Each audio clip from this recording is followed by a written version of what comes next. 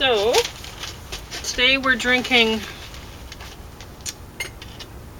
lettuce juice with turmeric, and I'm having my black pepper in the juice, which I don't actually like to do, but that's where I put it.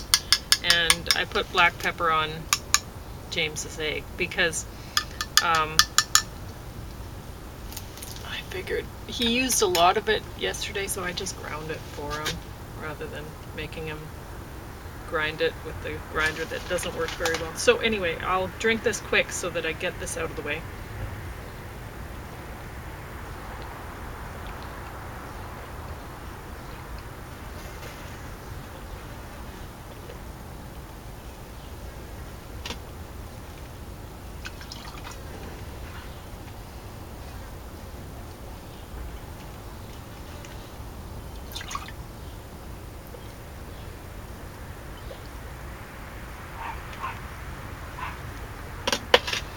And I mean, turmeric is bad to drink, and so is the lettuce juice. Honestly, they're maybe better together than separately. They're really bad.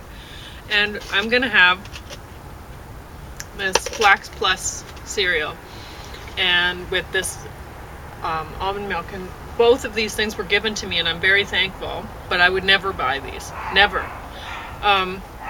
It's way better to make your own almond milk. There's better brands to buy than this, but I would never, like, I used to buy it, and it's very easy to make your own almond milk, and then you get to use the almond, like the ground almond, I guess, the whatever's the stuff that's left from the milk, and it's full of protein.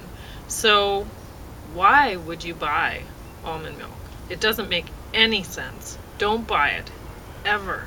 Just make it yourself. But this was given to me, so I'm thankful. So I'm gonna have it. And I'm gonna be talking about this book. And this, I can't take this off because I am a rule follower, and it says that do not remove the slip, exclamation mark, in all caps. So I cannot remove this slip even for a moment, even though I can see that it's magic tape and it's removing itself. I can't do it. I cannot possibly do this for you. And you will probably understand a little bit about why I cannot do that by the time you get through reading the blog post and watching the videos. You will understand why I cannot possibly do that. That is not in my nurture, I will say, to remove the slip for you so that I can show you the cover. So, the book is called Sapphistry, the Book of Lesbian Sexuality, and this is by Pat Califia. And I did enjoy the illustrations by T. Corrine. And this book was published quite a long time ago. I already provided the information in the blog post. So, on page 66, she suggests coming up with a sensitivity diagram. So basically she's said, look in the mirror, check out what you got, and she recommends different things so that you can get a good idea of what's going on there. And then basically the sensitivity diagram is an erogenous zone map, and that's what a fun project to work on with a loved one, right? So, or just on your own, or both, maybe at different times. Who knows? I mean, you may find that you change over the course of your cycle or whatever. Why not work that out, right? So anyway, I thought that was a good idea. And she said you can use different colors and maybe different shades, whatever. Great suggestion. Page 140, she does say that douche isn't required since the vagina is self-cleaning, but then she goes on to offer some douche recipes, and I don't think a person should douche. And the recipes sound not a good idea. But anyway, page 145, she gives herbal potions, and that's a quote, potions recipes. So, and I find that very interesting. So there's one to relieve itching from ingrown hairs, slippery elm infusion, 2 teaspoons slippery elm powder, 1 cup boiling water, simmer 20 minutes, cool and apply. Or an alternative, cornstarch, buttermilk, wheat germ oil applied to the area. Or stinging nettle infusion. So she makes that, it's basically a stinging nettle tea. So 147, herbal mite scabies treatment, and then pinworms treatment. And she supplied some interesting information about these things. I don't know anything about this sort of thing, but apparently they're most active at night and during the full moon. I don't know how one would even know about that, but anyway, and there's you can eat some garlic every day for 3 days and then take a laxative to get rid of them, and repeat. So if you eat loads and loads of garlic, I doubt you even would ever have a problem with this. I don't know, honestly. 148, yeast infection, and she recommends some garlic suppositories, and that just, I don't know, it doesn't seem like a great idea to me, but because the thing is you wrap a clove of garlic that you peeled and not nicked in some gauze, and use it as a tampon, and you leave that in for 12 hours, and then you take it out and you replace it for 3 to 5 days. You do the same thing, new one. And it just, honestly, maybe try avoiding dairy if you have yeast infections. Just try that. Try avoiding. She recommends a yogurt douche. I would say, oh my gosh, no. And she recommends acidophilus. This is an alternative, and again, no, why do you want to be culturing what you got up there? Just try the not dairy, and especially not dairy and sugar. Try avoiding that in your diet. See what happens, honestly. And another 149, she says you can try gentian violet, which you can buy at pharmacy, and she says you can douche with a few drops of that in some water, or you can get a prescription for suppositories, but they stain bright purple, so she says wear sanitary napkins. Lettuce juice. Yeah, thanks. And she says that yeast infections can be transmitted between sex partners, which is interesting. And not terribly surprising. Not terribly surprising. But, I mean, I found it interesting in here because at the time she said people didn't even think that women could get sexually transmitted diseases from other women. And she's like, ridiculous, So she's giving all of these examples, and she's giving some interesting treatments that I haven't, like gentian violet. I have never heard of that. But wow, this is interesting that she's providing this information. So, page 38 and on, like there's a section there where she's talking about the sexual response cycle, and it's 1966, Masters and Johnson published this human sexual response thing. And so anyway, she goes through the different steps, and she says for orgasm, clitoral stimulation is essential, and I think everybody pretty much knows that. Excitement phase could last from minutes to an hour, and that could be anything. That could be just dancing, or doing the lambada. I don't even think you need that. Probably slow not. dancing. No. And lasts from minutes to hour. Nipple erection, sex flush, labia majora lips. She doesn't use labia majora and labia minora in the book, which I find kind of, I don't know. She just uses outer lips, inner lips. Well, she's just trying to make it understood. I suppose. She's doing what is it? Demonetization of language. I know one guy goes around saying that. And Okay. it's just plain talk. Why not use plain talk when you're talking And that's about what plain James talk? prefers. James prefers to just. I prefer more of. I don't know why. I think it's something to do with just our brains. I prefer the technical terms. They seem I don't mind. less silly somehow, or I don't know. But at the same time, I do. Well, some of them seem silly when you actually realize what they mean, right? Yeah. Like vagina means sheath for a sword. Well, I don't. Yeah, I that don't like was not that great. imagery. No. That's awful. Yeah. So, and yeah, I don't know. I guess suppose when I'm talking about Latin names for plants or whatever, I don't actually like it when people are talking Latin. Giving I them kind of Latin like names.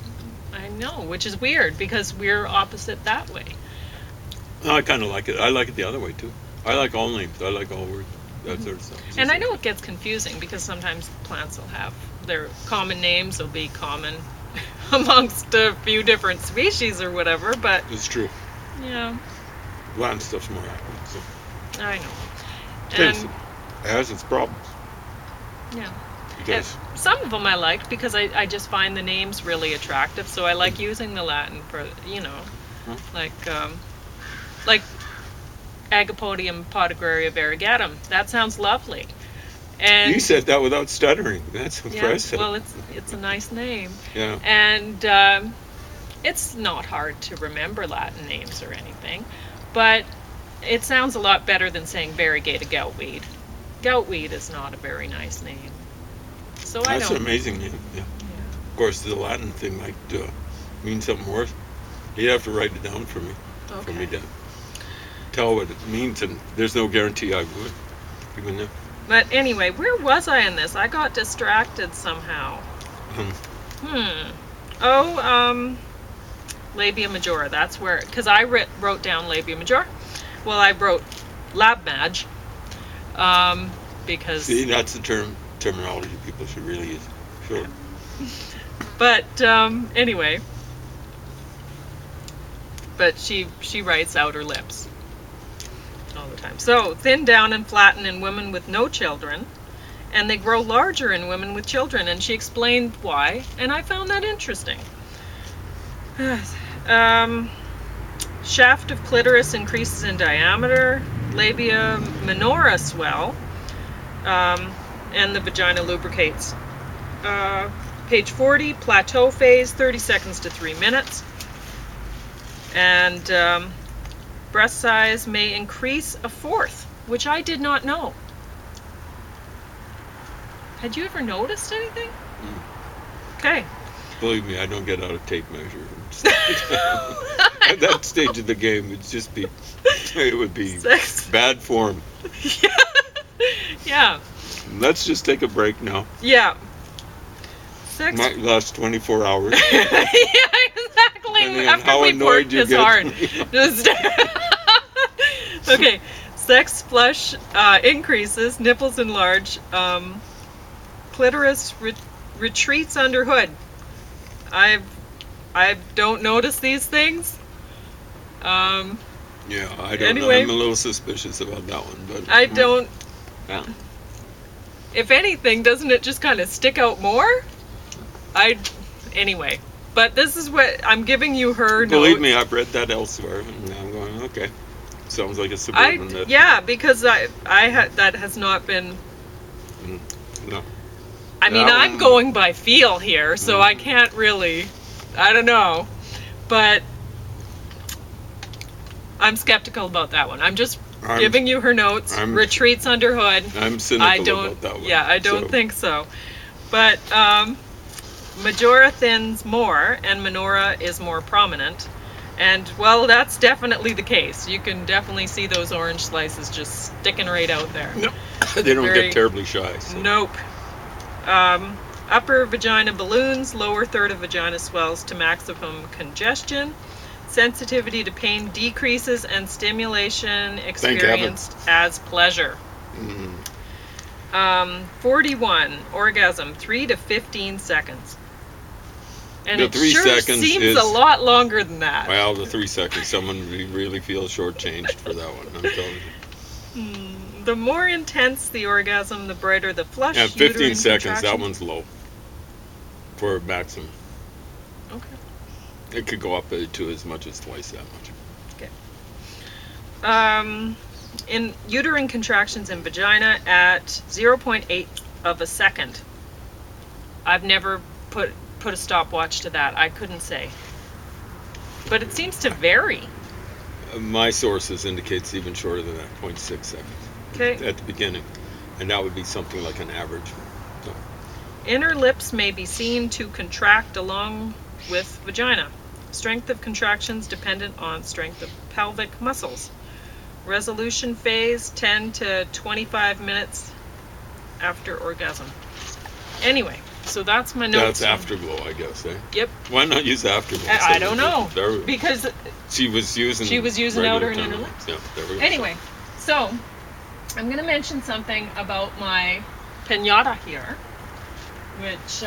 which is looking very is impressive, beautiful. I gotta say. Now, I'll mention this. James was impressed by my legs. Yeah. Well, my your legs. pinata legs. Well, I'm impressed with your legs too. So come on, give yourself some credit here. And all I did to do this was, now some of you are probably going to want to do 4 legs and then put 2 little tiny legs up here just under the head that are very small. Because a lot of butterflies, that's what they look like. They look like they only have 4 legs, but they have 6, and they're 2 are right. But anyway, however you do it, how I did it was pipe cleaners, and I just put the beads on the pipe cleaners to represent the different joints of the legs, kind of like knees of the insect, and then I just bent them at the appropriate places to make them. And he was really impressed with that somehow. Oh, just blown away. Well, I thought it was for very a second easy. I thought there was a big when I first saw them, there was a big insect that crawled in and died or something like that. He was lying flat on his back in the porch. So it was like something out of a horror movie. So it kind of started. It looks that realistic. So. And, pretty impressive. Oh, and James's egg, do you like that? I put the yellow tomatoes to look like yolks. Yeah, it's hilarious. Anyway, so I didn't have to use glue there. I did have to use glue for the glitter. And what I'd wanted to do, I got these lovely stars that are like star-shaped confetti that were shiny. And what I wanted to do was spray glue and then put on the stars and then shake off the excess, right? And then I'd have stars all over this black. And I thought that'd be really beautiful. So I have the stars and I didn't have the spray glue. So I couldn't do that.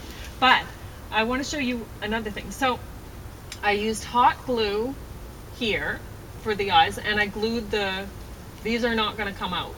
They're right into the... You're talking about the antenna? Yep. I used hot glue and I put them right into the hot glue, right into the styrofoam, so it's really in there. And I used hot glue in a few other places too to really hold it down. The rest of it's just plain white glue, wherever the paper, just plain white glue, very easy. And now when I was little, I was very, very particular. Things had to be done a certain way or I couldn't handle it. Everything had to be in a certain place. All of my, any toys that I had, they had to be in a certain order, or anything, seashell collection, money collections, whatever. It all had to be ordered in a very specific way that was only known to me. And if it was out of place, well, I would know. And so I was very particular that way. And one of my nephews, I noticed, is also. I noticed it when he was a little boy. And I thought, I know exactly what you're going to be like when you get older, because this is how I was. Now I am more relaxed about things, and there are some things that I cannot do because that's a rule and I have to follow it. I cannot even take this off for a moment and put it back on. Even though it's magic tape and I know it would go back on, I cannot do that for you. It says do not remove. So, but I have a little bit of leeway with myself now, which is good. So, when I was little, I had to hang up the piñata while I was decorating it, because every single piece, if it got bent in a way that I didn't want it, the crepe paper in a way that I didn't want it to bend, I couldn't handle it. It had to be bent a certain way, and it couldn't get squished and then pulled out. So I had to hang it up to decorate it so that everything remained perfect. And then if I saw the piñata later, my mom liked to save the piñata. So if I saw it later and it had gotten squished, it was just very bothersome for me. So it would have been better to smash it than to... But anyway, I'm not like that now. So I've been decorating this, and see how it's all smushed in the bottom? Because it... Now do you say, now that it's out of the way? Well, you can very easily just pull these back up. This is you just give them a little bit of a... And I'm going to go over this before I give it away.